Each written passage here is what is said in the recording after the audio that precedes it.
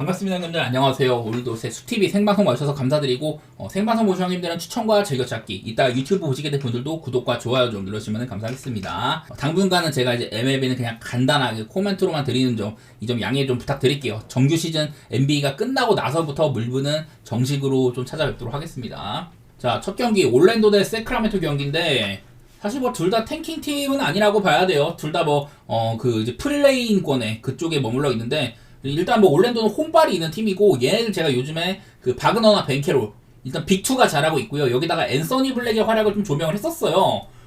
제가 앤서니 블랙의 활약 최근에 이제 한 11경기 정도로 살펴보겠습니다.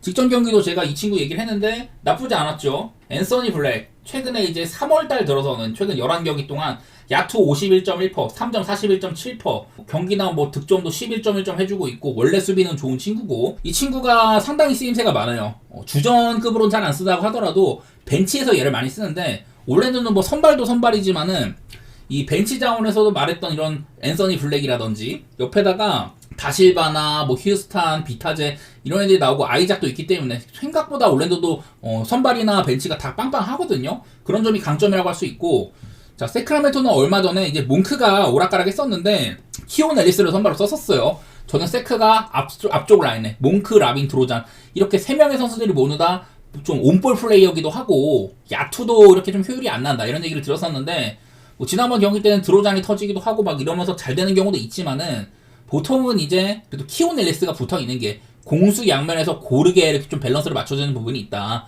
사보니스도 부상 복귀 후에 생각보다 뭐 잘하고 있죠. 리바운드는 맨날 잘 잡아주고 있고, 세크라멘토가 지금 이 라인업은 나름대로 밸런스가 있는 라인업이기는 해요. 나는 근데 개인적으로 이건 일단 올랜도의 홈발? 사실 올랜도가 엄청 이제 수비가 좋은 팀이잖아요. 근데 세크한테는 약간 안 먹히는 부분이 있긴 해. 상성 면에서 일단 올 시즌에 한번 올랜도가 대승을 한 적이 있거든요. 올랜도답지 않게 2월 달에 130점이나 내면서 대승을 한 적이 있었는데, 그런 거는 뭐 3점이 엄청 꽂히거나 뭐 그런 날이고 별로 없는 날이고, 그 전까지 세크라멘토가 올랜도한테 상성이 좋았습니다. 한 5연승, 6연승이랑 했거든요. 그래서 나름대로 좀 차이는 있긴 한데, 요즘에 보여주는 모양새로는 세크라멘토가 그래도 흔들린다고 봐야죠. 가끔 가다가 이제 야투가 터지는 날이나 그때나 이기는데, 얼마 전에도 포틀랜드를 잡긴 했었습니다. 128득점이나 내면서. 그래도 여전히 보이는 거는 올랜도는 늘 좋은 수비팀이라는 거. 세크라멘토 보면 지금 경기당 뭐 한 233점가량 난다고 하는데, 얘네들은 그래도 템포상으로는 언더로 봐야 되거든요.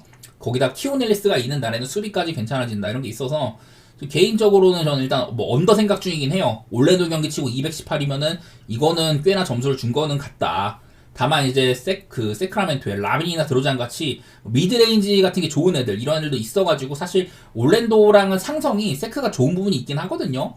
나 근데 그거를 감안하더라도 요즘 상태 올랜도는 뭐 주전이고 벤치고 빠박한 것 같고, 바그너 벤케로가 지금 같은 활약 해준다면은 여기다가 앤서니 블랙의 벤치를 이끄는 플레이들, 그런 것들을 긍정적으로 봐가지고 저는 올랜도가 홈에서 프렘 받았으면은, 지금 상태 세크한테는 프렘 받았으면은 기분이 좋다고 생각이 되네요. 다음 워싱턴 대 브루클린은 탱킹 매치죠. 이게 탱킹 매치가 계산이 되게 빡세. 어제는 다행히도 제가 이제 그 두 탱킹 팀 브루클린이랑 샬럿이 토론토보다도 탱킹 순위에 위에 있다. 뭐 토론토가 홈발도 있고 그런 매치들을 얘기를 하면서 확실히 탱킹팀 반대를 가는 게 좋은데, 이거는 둘 다 탱킹 팀이죠. 현재 탱킹 순위상으로는 자, 워싱턴이 2등입니다. 그리고 브루클린이 지금 한 공동 5등에 머물러 있거든요.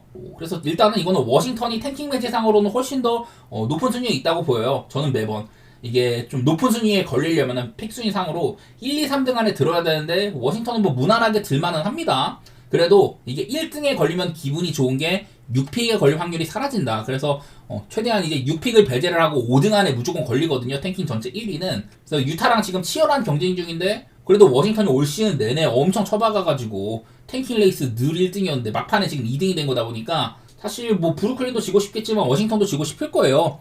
그래서 저는 기본적인 전력상으로는 원래는 이거는 워싱턴이 조금 더 아래라고 봤었는데, 이게 문제가 뭐냐면 얘네들이 만났을 때마다 올 시즌에 두 번 다 이렇게 워싱턴이 승리를 했습니다. 그리고 두 번 다 모두 다 워싱턴의 3점이 폭발을 했거든요. 나는 계산상으로는 이거 워싱턴이 인사이드가 약하다, 그런 것들을 브루클린이 공략을 할 만하다, 워싱턴보다 더 많은 공격 기회를 가져갈 거다, 막 이런 식으로 분석을 했는데 그게 안 통해. 워싱턴이 이때마다 오펜에 많이 따여서 3점이 터졌었거든요. 물론 3점이 터지느냐 마냐는 그날그날 좀 다르긴 한데, 얘네들이 만날 때마다 이런 꼬라지가 나다 보니까 저도 무서운 경기예요. 그리고 워싱턴이 경기를 봐도 요즘에 3점 같은 게 뭐 나쁘진 않은 것 같아요.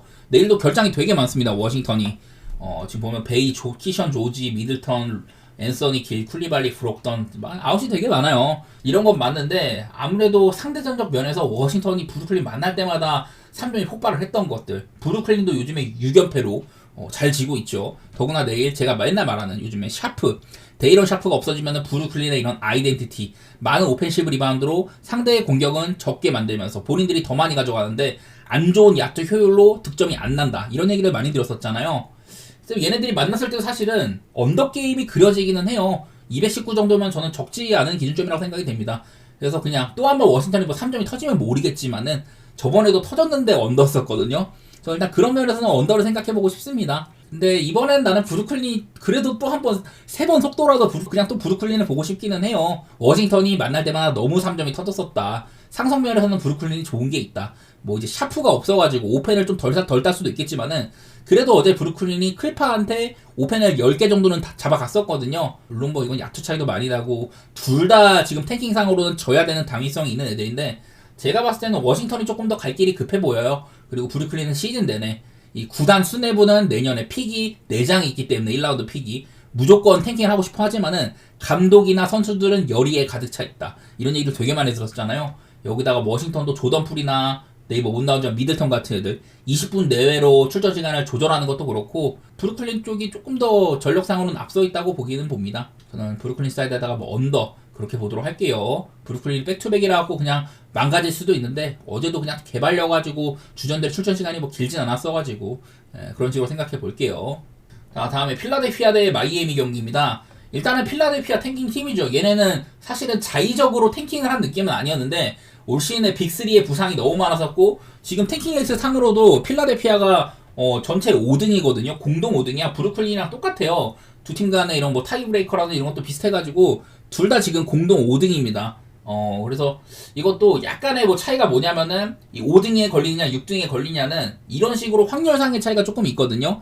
5등에 걸릴 경우가 조금 더 윗순위에 걸릴 가능성, 6픽에 걸릴 가능성 이런 것도 높다 보니까 그런 면에서는 아무래도 둘 팀 모두 다 오늘 경기하는 필라델피아, 브루클린 모두 다 지는 게 유리하겠죠. 이미 얘네들이 막 분전해가지고 플레이인 가는 건 의미가 없다 보니까 이런 상황에 필라델피아는 마이애미를 만나는데 앞서 브루클린이 워싱턴을 만나는 것보다는 조금 더 질만한 매치라고 예상이 됩니다. 요즘에 마이애미가 내일도 뭐 이제 위긴스라든지 덩컨 로빈슨이 결장한다고 하고 공백이 있긴 한데 마이애미가 지금 그 10연패 2008년 이후로 가장 긴 연패를 달성한 이후에 이거를 깨냈잖아요. 샬럿, 골스, 애틀을 잡았고 이 가운데 경기력이 모두 다 괜찮았습니다. 그리고 그 전보다도 3점의 이런 시도들이 조금 줄었었다. 그런 것들을 언급을 했는데 확실히 마이애미가 10연패를 딛고 나서 3연승에 좋은 분위기에 있다는 것들. 물론 이제 아데바요가 너무 오락가락한 건 있지만은 히로가 얼마 전에 좋은 경기를 해주기도 하고요. 부품들 자체가 꽤 잘해주고 있다는 생각이 들어요. 이거는 필라델피아가 아무래도 한 방이 있다. 어떤 한 방이냐면은 이 참 부실부실한 라인업. 여기다가 벤치에서는 쥐리거크들 진짜 많이 나오고 필라델피아 라인업이 상당히 부실한데 얘네들이 은근히 득점을 많이 해주고 있다고 했었거든요. 근데 이게 또 최근에는 뭐 뉴올전에 99득점에 그친다든지 워싱턴한테도 114점으로 이거는 워싱턴이 져야 되는 매치인데 필라델피아가 못해갖고 워싱턴이 이겼거든요.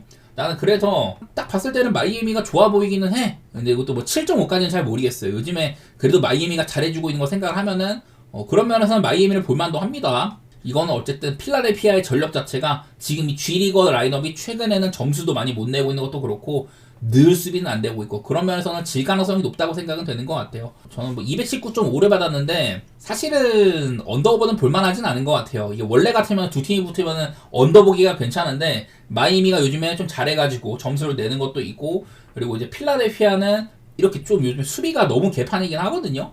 저는 이 라인업에서 그나마 수비를 잘하는 게 그라임스인데 그라임스는 요즘에 1옵션 역할입니다. 공격에서 많은 것들을 해줘야 되기 때문에 수비에 에너지를 쏟기 힘들다. 이런 것들 언급을 드렸었고 벤치 자원들도 수비가 좋지가 않고요. 그런 면에서는 저는 219.5 기준으로 오바를 한번 보고 싶습니다. 하필이면 얘네들 맞대결상으로 219.5 기준으로 오바를 뚫은 게 최근 6번의 맞대결 중에 한 번도 없긴 하거든요. 그런 게 걱정이야. 제가 저번에도 이런 분석을 했는데 그때 207점 났었습니다. 이런 게 걱정이지만은 여태까지 맞대결과는 필라델피아 상황이 너무 달라가지고 한번 오바 쪽으로 생각해 보도록 하겠습니다. 자, 그 다음 경기 멤피스 대 레이커스 경기 있습니다. 자, 멤피스가 어제부로 감독을 경질을 했어요. 젠킨스 감독을 잘랐는데, 자, 올 시즌 멤피스 보는 전반적으로 많이 오바팀이었었죠. 근데 그러다가 요즘 들어서 많이 부진했단 말이에요, 얘네들이. 그 이유 중에 하나는 뭐 모란트가 사실은 얘가 있든 없든 간에 멤피스가 거의 뭐 달라지지 않은 팀이었어요, 올 시즌 내내. 그런데 얘가 이제 안 좋다가 후반전에 잘해가지고 좀 경기를 뒤집는다든지, 그 이후에는 한 5경기 동안 얘가 이제 야투가 좋아졌죠. 그래서 모란트가 잘해가지고 이긴 경기가 많았는데, 모란트가 이후에 한 6, 7경기가는 결장을 했었습니다. 그래서 멤피스가 많이 흔들렸잖아요. 이게 지금 두 가지를 좀 얘기를 해봐야 될 것 같아요.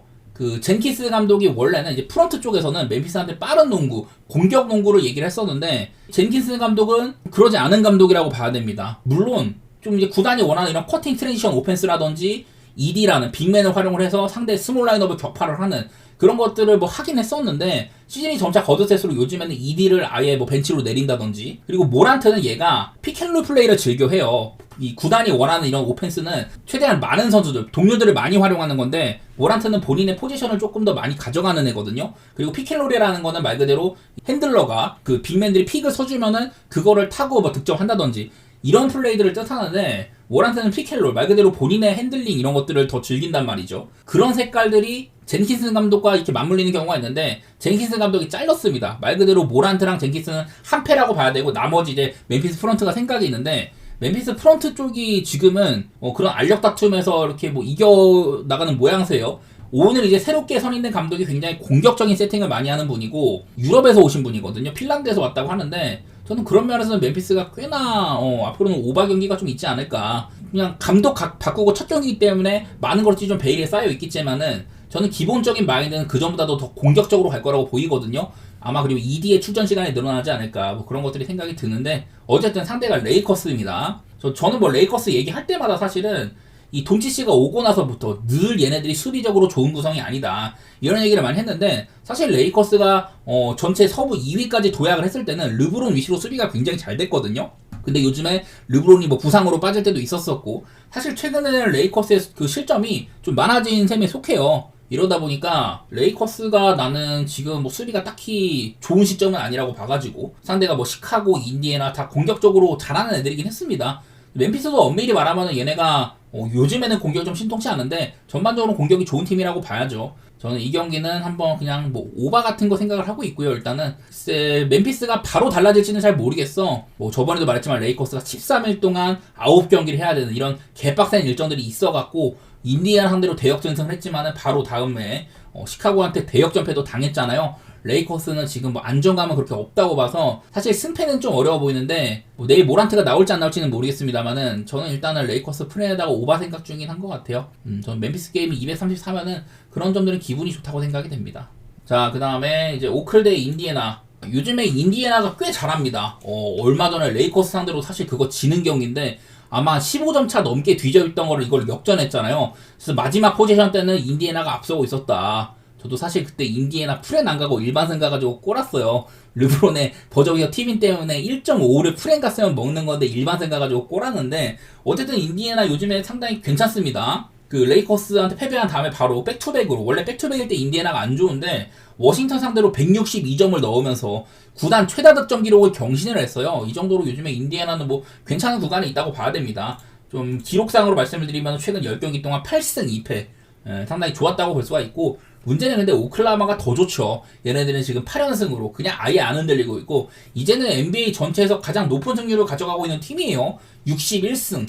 가장 먼저 60승 고지를 뚫었었다, 이런 팀이고, 최근에도 모습상으로는 이렇게 공수야물에서 전부 다 좋은 게 보이죠. 균형 잡혀있다. 직전력이 근데 멤피스한테는 조금 고전을 했었는데, 사실 이 경기가 멤피스가 초반에 앞서 나가고 오클이 추격하는 모양새에다가 잡힐 듯 말 듯, 잡힐 듯 말 듯, 벌릴 듯 말 듯 못 벌렸었는데, 4쿼터 막판에 그때부터 오클라호마가 런을 달리기 시작을 했었죠. 멤피스가 그냥 무너져 버렸었고, 오클라호마가 왜 강팀인지를 볼 수가 있었습니다. 어쨌든 뭐 내일도 결정 상황에서는 이게 위긴스, 요즘에 3옵션급입니다. 위긴스가 못 나온다든지, 그리고 공수에서 특히 수비 쪽에서 좋은 활약을 해주는 카루소가 빠지는 것들, 이런 것들이 보이는데, 근데 요즘에 오클라호마는 결장이 좀 이렇게 있어도 그냥 8연승 달리고 있기는 하거든요. 그런 면에서 둘 다 지금 잘하는 팀들 간의 대결이라고 보이기는 해요. 그런 것들이 아쉬운데, 사실 개인적으로 봤을 때는 인디애나가 요즘 모양새로 9.5 프레임 받았으면은 볼만도 하다. 저는 뭐 그렇게 생각을 하고 있긴 하거든요. 얘네들이 올 시즌에 맞붙었었던 게 그 12월 27일에 만났는데 그때 인디애나가 홈에서 114대 120으로 그래도 조금 비비는 경기가 있긴 했었어요. 나는 오클라호마가 막 그렇게 아주 막 안정적이라고 생각은 안 해. 한창 진짜 좋았을 때보다는 그 정도는 아니라고 보고 있긴 하거든요. 물론 인디애나도 기복이 심하다. 지난번에 레이커스전처럼 초반에 막 꼬이는 날에는 그런 날에는 안 풀릴 때도 많이 있고 그런데 저는 요즘에 인디애나는 어쨌든 할리버튼이 너무나도 잘하고 있고 시약함도 괜찮은 구간이라고 봐야 될 것 같고 이게 메서린이 지난번 경기 때 이게 역전의 단초를 제공한 선수예요. 얘가 이제 터지는 날에는 굉장히 폭발력이 있거든. 지난번 경기 때 메서린이 조금 잘했는데 이제 못 나오는 거 이런 것들이 아쉽긴 합니다만은 그리고 또 인디애나가 원정이라는 거 인디애나도 홈이랑 원정빨이 커요. 그래서 좀 걱정스럽지만은 저는 개인적으로 한번 인디애나의 프렌 또 꿈꾸고 싶고 잘한다고는 보입니다. 인디애나가 저도 얘네 배팅하는 거 별로 안 좋아하는데 어쨌든 이건 오클보다는 저는 인디 색깔을 좀 써먹고 싶고요. 언더오버 상으로 240이랑 너무 높은 기준점을 받았는데 글쎄 이 지표로는 사실 오바 보기가 힘들어. 그래서 저는 오바 쪽으로 생각은 해볼게요. 별로 언더오버는 믿음은 많이 없어. 보시다시피 오클라마가 지금 수비가 너무 좋다고 되어 있잖아요. 뭐 이런 걸 생각을 해도 오클이 요즘에 수비가 너무 좋기는 해. 최근에 그 7경기 연속으로 상대한테 110점 미만으로 실점하고 있거든요. 이런 것들이 보이긴 하는데 언더보다 어렵습니다. 다음 경기 샌안토니오 대 보스턴. 사실 이게 샌안토니오도 애매합니다. 지금 이미 뭐 웬벤야마나 팍스가 시즌 아웃이 됐고 지금 사실상 샌안토니오는 이제 그 플레이인보다는 탱킹에 가깝긴 하거든요. 그 승수상으로는. 근데 얘네들이 하는 거를 보면은 오히려 집중은 많이 하고 있어요. 매 경기 열심히 하려고는 해.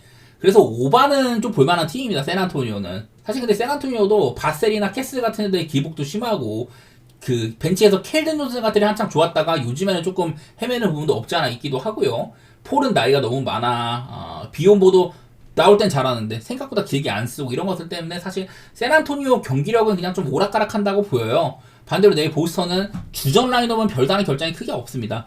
보스턴의 핵심 8명 그 중에 이제 프리차드나 호포드 정도 캐시아블이고 어느 정도 팀이 좀 전반적으로 건강하다고는 보이는 것 같아요. 그리고 보스턴도 요즘에 수비 자체는 굉장히 잘 된다. 사실 보스턴이 요즘에 7경기 중에 6경기가 원정이었어요. 대신 이제 마이애미, 브루클린, 유타, 포틀랜드, 세크라멘토, 피닉스 좀 일정상으로 쉬웠어. 그리고 또 샌안토니오 원정이니까 그렇게까지 보스턴 일정이 어렵다고 할 수는 없어요. 그리고 지금 보스턴은 리그에서 올 시즌에 원정 승률이 30승 7패. 이게 NBA 역사상 세 번째로 좋은 원정 승률이라고 하더라고요. 1516 시즌에 그 골스가 아마 그때가 72승 시즌인가 그럴 거고 그 다음에 이제 70년대 한번 레이커스였나? 그런 팀들이 있는데 세 번째가 올 시즌 보스턴이래요. 그만큼 원정에서 아주 좋은 승률을 보여주고 있는 보스턴이다. 이런 건 있는데 뭐 그런 거 기록 생각하면은 보스턴이 11.5여도 헨슨 같은 거 도전해볼 법도 합니다. 요즘에 뭐 해주는 경우도 종종 있기도 하고 그냥 오바 쪽으로 보는 게 맞지 않을까 생각은 드네요. 11.5 갈만은 해. 근데 뭐 안정감은 그렇게 크게 없는 느낌인 것 같아요.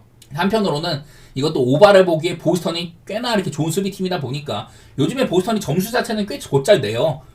과연 샌안토니오가 보스턴의 수비를 딛고 빠른 페이스로 많은 득점을 할 수 있냐 그런 것들이 관건인데 요즘에 뭐 샌안토니오가 그래도 좀 안정감 있는 득점원인 이런 인사이드 자유투 얻어내는 거 그런 것들도 꽤 있고는 해가지고 외곽에 막 그렇게 크게 의존 안 하거든요. 저는 뭐 오바도 괜찮은 선택지라고 보이고요. 보스턴의 기록을 신경 쓰시는 분들은 원정에서 뭐 이런 큰 점수차도 한번 도전해보기도 한 것 같습니다.